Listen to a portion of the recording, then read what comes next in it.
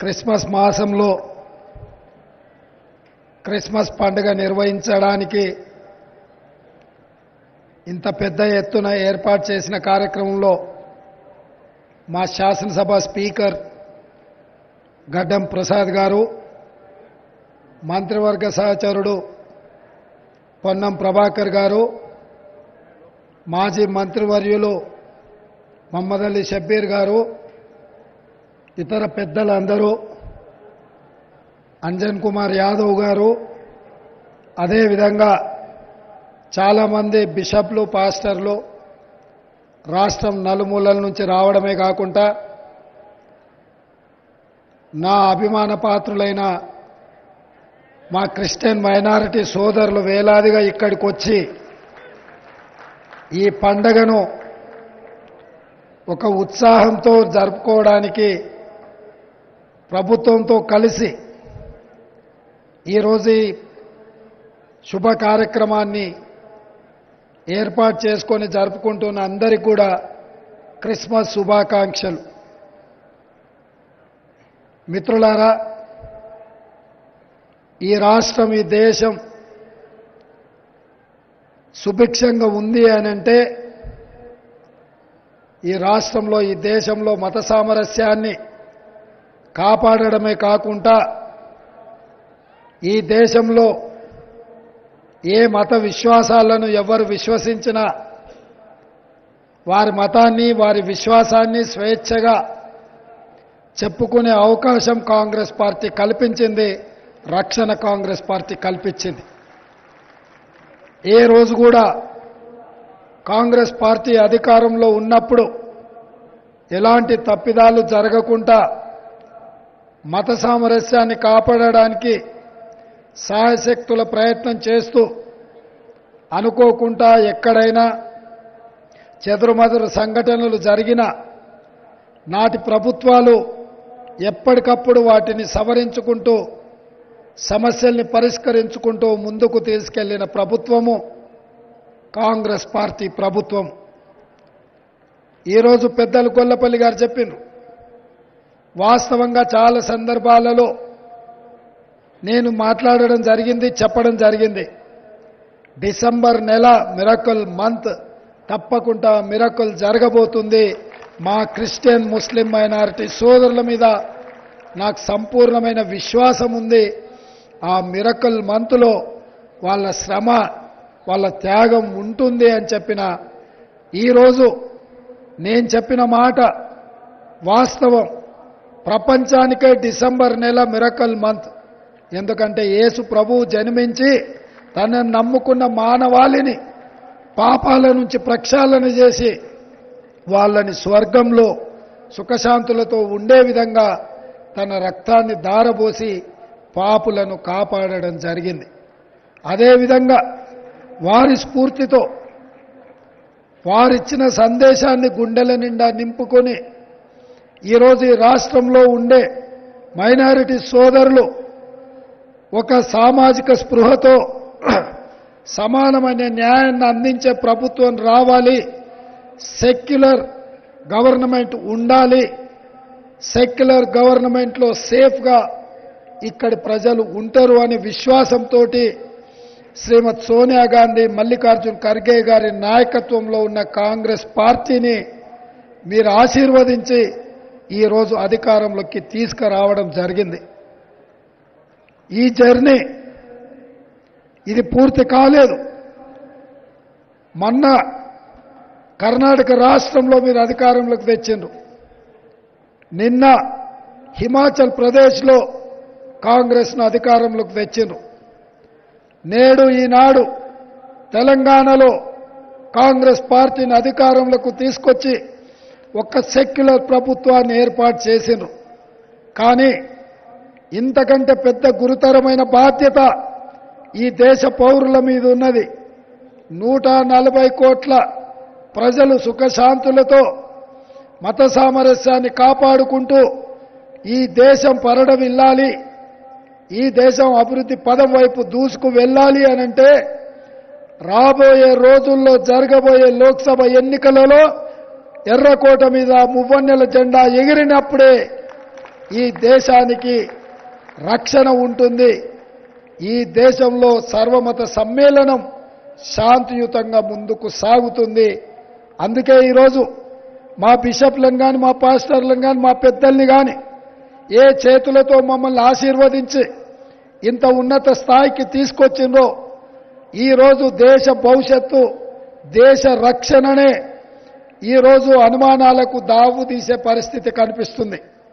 మొన్నటికి మొన్న మణిపూర్లో జరిగిన కిరాతక చర్యలు మీరు కల్లారా చూసిండ్రు. నెల రోజులైన వైపున ప్రధానమంత్రి గారు కానీ కేంద్ర హోంశాఖ మంత్రి గారు కానీ మణిపూర్లో మండిపోతున్న ప్రజలని కాపాడడానికి ప్రయత్నం చేయలేదు. అక్కడ రాష్ట్ర కేంద్ర ప్రభుత్వాలు ఎలాంటి ప్రజల యొక్క మానాలకు ప్రాణాలకు రక్షణ కల్పించలేదు. ఆ చర్యలకు పాల్పడకపోను ఎన్నికలలో ఓట్లు అడగడానికి ఎన్నికల ప్రచారంలో మునిగి తేలిండ్రు. మణిపూర్లో ఉన్న సామాన్యమైన ప్రజల ప్రాణాల కంటే ఎన్నికలలో రాజకీయ ప్రయోజనాలే వాళ్ళకి కావాలి అని చెప్పి వాళ్ళు మన కళ్ళ ముందు కళ్ళ కట్టినట్టుగా వ్యవహరించారు. కానీ అదే మా నాయకుడు రాహుల్ గాంధీ గారు స్వయంగా మణిపూర్ పర్యటన చేసి బాధిత కుటుంబాలను పరామర్శించి అక్కడున్న జాతుల మధ్యలో వైరాన్ని వైషమ్యాలను తగ్గించే ప్రయత్నం చేసి కలిసిమెలిసి ఉండే విధంగా శాంతి నెలకొల్పడానికి శ్రీ రాహుల్ గాంధీ గారు ప్రయత్నం చేస్తే ఆ ప్రయత్నాన్ని కూడా పార్లమెంట్లో ప్రధానమంత్రి గారు విమర్శించిండ్రు. ఇది శోచనీయము.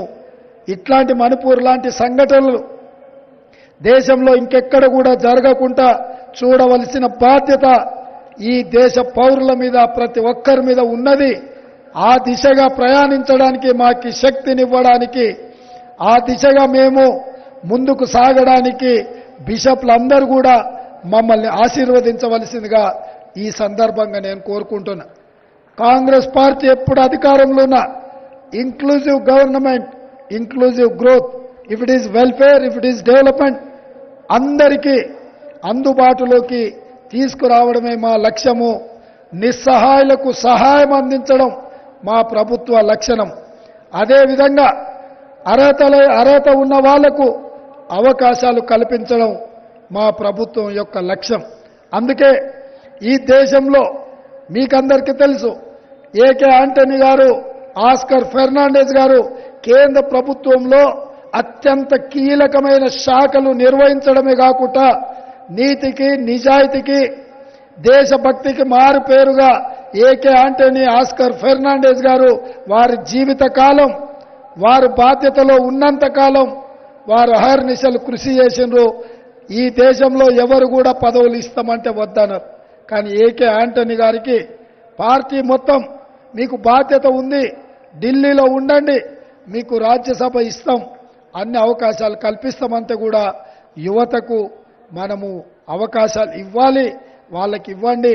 నేను కేరళలో ఉన్నా, ఢిల్లీలో ఉన్నా, ఈ దేశ ప్రయోజనాల కోసం ఎప్పుడూ పాటుపడుతూనే ఉంటా, కాంగ్రెస్ పార్టీ యొక్క గెలుపు కోసం కృషి చేస్తూనే ఉంటా అని చెప్పిన నాయకుడు ఏకే ఆంటనీ గారు. అదేవిధంగా ఈరోజు నేను మీకు మాట ఇస్తున్నా, తెలంగాణ రాష్ట్రంలో ఏర్పడ్డ ఇందిరమ్మ రాజ్యం ఇది పేదల కోసం, పేదల సంక్షేమం కోసం, పేదల యొక్క అభివృద్ధి కోసం, అభ్యున్నతి కోసమే కృషి చేస్తుంది. మత సామరస్యాన్ని కాపాడడమే కాదు, ఇమాంలకు, మౌజంలకు, అదేవిధంగా మన చర్చిలలో ప్రార్థనలు చేసే పెద్దలకు అందరూ కూడా ప్రభుత్వం వైపు నుంచే గౌరవ వేతనం ఇవ్వాలన్న ఆలోచన మేము చేసినాం. అర్హులైన అందరికీ తప్పకుండా అవకాశం కల్పిస్తాం. ఇదే కాదు, ప్రభుత్వం అమలు చేస్తున్న సంక్షేమ పథకాలు ఇందిరమ్మ ఇండ్లు కావచ్చు, లేదా కళ్యాణ లక్ష్మి కావచ్చు, లేదా ఇతర సంక్షేమ పథకాలు 500 రూపాయలకు ఇచ్చే సిలిండర్ కావచ్చు, మహాలక్ష్మి పథకం ద్వారా అందించే 2500 ఆర్థిక సహాయం ఆడబిడ్డలకు కావచ్చు.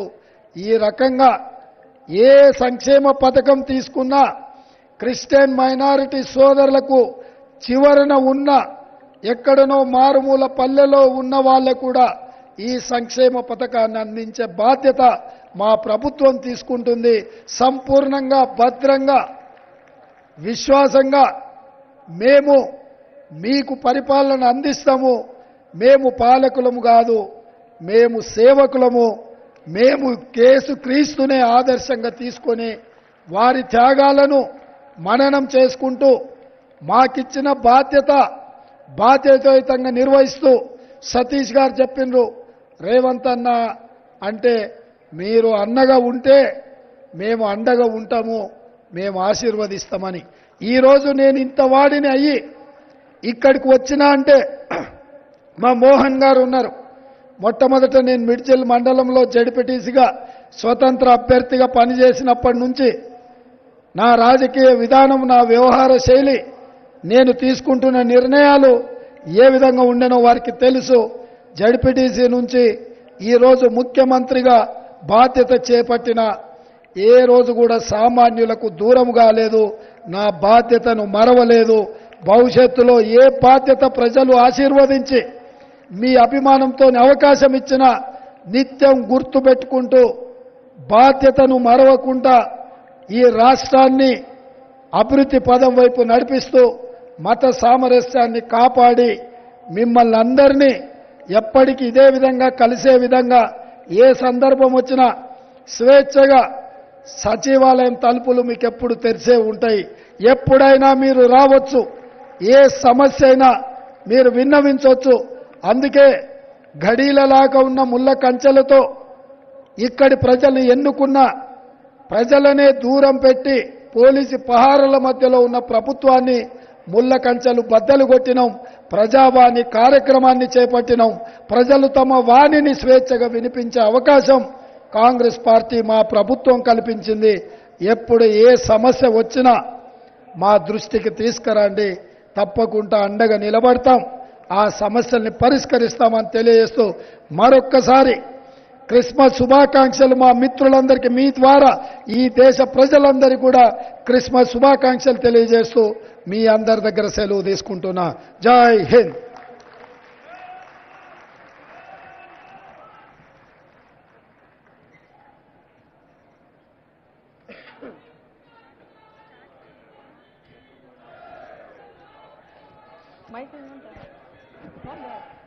Hello. Yeah, thank you. Thank you, CM Garu, for that wonderful assurance and promise you have given to us. And thank you, sir, for reminding and deciding to serve and not to be served, as Jesus said.